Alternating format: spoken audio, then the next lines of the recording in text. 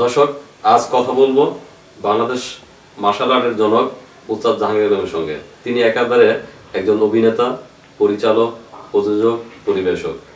কথা বলছি উস্তাদ জাহাঙ্গীর আলমের সঙ্গে। ভাইয়া আসসালামু আলাইকুম। ভাইয়া বললাম ভুল করে, আসলে আমিও আপনাকে উস্তাদ বলি, কারণ আপনার নামের সাথে উস্তাদ শব্দটা জড়িয়ে আছে, যেটা মানুষের কারোর সাথে এরকম নাই।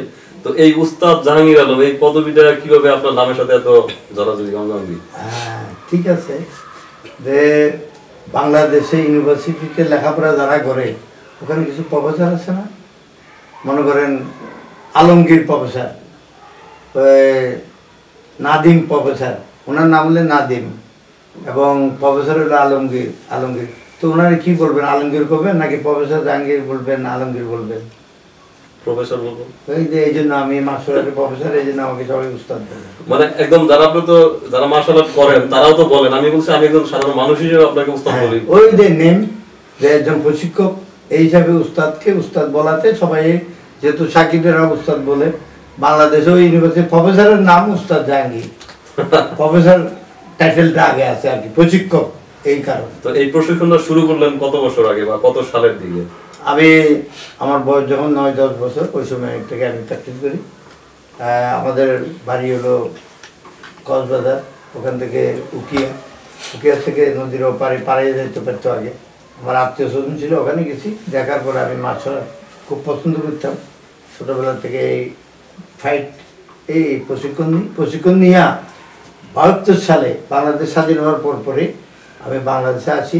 কক্সবাজার কলেজের কিছু ছেলেমেলে নিয়ে বাংলাদেশ ফাইটার ক্যারাটি গঠন করি আমি, ফাইটার ক্যারাটি ক্লাব। এই ক্লাবটা হলো আমার উস্তাদের ইয়াংকিং ফাইটার ক্যারাটি, রেঙ্গুম মধ্যে বর্মা রাজধানীর পাশে ইয়াংকিং বলে একটা জায়গা আছে, ওই জায়গার উপরে তারা এই ফাইটার ক্যারাটি নাম দিয়ে, ইয়াংকিং ফাইটার ক্যারাটি ক্লাব নাম দিয়ে তারা একটা স্কুল খুলছে মার্শাল আর্টের। এটা আসলে লেখাপড়া করার মতো একটা শিক্ষামূলক অনুষ্ঠান। এটা কিন্তু অনেকে মনে করে মার্শাল আর্ট কি মারামারির জন্য না, এটা নিজেকে রক্ষা করা যায়, স্বাস্থ্য রক্ষা করা যায় এবং নিজে প্র্যাকটিস করে শরীর ভালো থাকে, মন ভালো থাকে, আত্মরক্ষার জন্য সবারই প্রয়োজন। তো 72 সালে যখন আপনারা স্কুল শুরু করলেন, তারপরে ওটা তো অনেকদিন কাজ করছেন, তারপর ঢাকায় আসলেন কত সালে?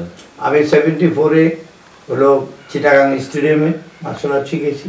ওখানেই জাতীয় প্রশিক্ষক সিজি কাপি ফাইটার ক্যারাটি ক্লাব নাম দিয়ে ওখানে আমি স্টেডিয়ামে মার্শাল আর্ট শিখেতাম।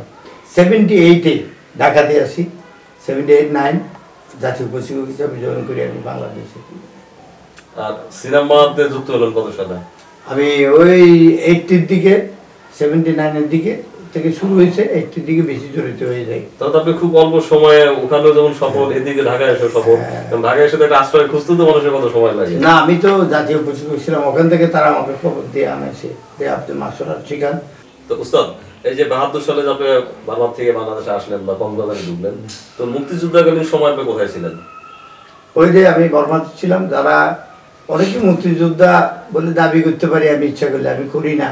কেন ওই যুদ্ধ গুলি করা, মারামারি করার তো পরে আমি আসল কাজ করছি। যারা মুক্তিযোদ্ধারা এখানে বর্মা পৌঁছে গেছে বর্ডারের পাশ থেকে, তাদেরকে আমি মুরগি, খাসি ওরকম চাল উড়াইয়া তাদেরকে আমি খাওয়াইছি, তাদের খেদমত করেছি অনেক মুক্তিযুদ্ধ আমাদের ওখানে।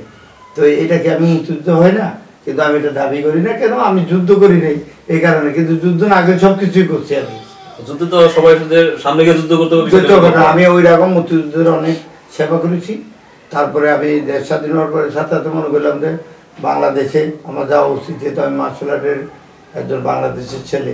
আচ্ছা, এই কক্সবাজারে ক্লাব করি, তারপরে চিটাগাং, তারপরে সে জাতীয় ক্রীড়া নিয়ন্ত্রণ বোর্ডে জাতীয় প্রশিক্ষক হিসাবে জয়েন করি।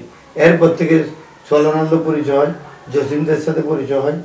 এই জসিমরা যখন ফাইট করতো, তো এই মাসুদ পারভেজ সোলানা পারভেজ ভাই, উনি তো সিনিয়র মানুষ, উনি বললো যে আমাকে শেখান আপনি। উনি শিখাইতে দেয় রুবেলকে শিখালাম। ওখানে রুবেলকে শেখার পরে রুবেল জাতীয় চ্যাম্পিয়ন হলো প্রথম। আমি একটু বলি, সেটা হচ্ছে যে সোহেলকে আমরা ড্যাশিং হিরো জানি। আসলে কি উনি কি ওই আপনার মধ্যে শেখার পরে কি ড্যাশিং হিরোর তকমা নিলেন না আগে তকমাটা পেয়েছিলেন? না, ওই তো তোমাদের বয়স কম বুঝো নাই। প্রথমে উনি ড্যাশিং হিরো ঘষছে, মার্শাল আর্ট তো জানতো না। মার্শাল আর্ট আমি শিখার পরে এরা মার্শাল আর্ট স্টাইলে ফাইট করা শুরু করলো। এরপর আমি বাসায় যাই না শিখাইতাম ওনাকে, জাতীয় প্রশিক্ষণ থাকাকালীন। এরপরে রুবেল বললো যে আমি শিখবো উস্তাদ। পরে মারুফ সাহেবের পারমিশন নিয়ে ওরা শিখাইলাম, শিখার পর সে তো একদম চ্যাম্পিয়ন হয়ে গেল, ফার্স্ট চ্যাম্পিয়ন বাংলাদেশে, জাতীয় ক্যারাটে প্রতিযোগিতায় প্রথম চ্যাম্পিয়ন সে। কত সালে ওস্তাদ এটা? এটা বোধহয় 80-র দিকে মনে হয়, আমার ঠিক মনে নেই। 86 মনে হয়। না না 79-80-র দিকে, 6-এ না। আচ্ছা, ওই যে আমি জাতীয় প্রশিক্ষণ কেন্দ্র থাকার পরে না, আগেই সে প্র্যাকটিস হচ্ছে। আমি বাইরে যাওয়ার পরে চ্যাম্পিয়নশিপে সে অংশগ্রহণ করে, এই প্রথম চ্যাম্পিয়ন রুবেল। তো রুবেল ভাই তো একদম আপনার মানে প্রথম দিকের জনপ্রিয় বলি বা চ্যাম্পিয়ন স্টুডেন্ট আর কি। একদম 1 নম্বর শিষ্য।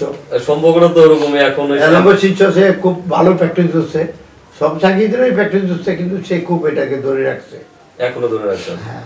আপনাদের ব্যক্তিগত সম্পর্কটা কেমন রুবেল ভাইয়ের সাথে? আমার ঠিক আছে, আমার সন্তানের মতন, আমার শিষ্য, সে আমার শ্রদ্ধা করে, আমি তারা স্নেহ করি।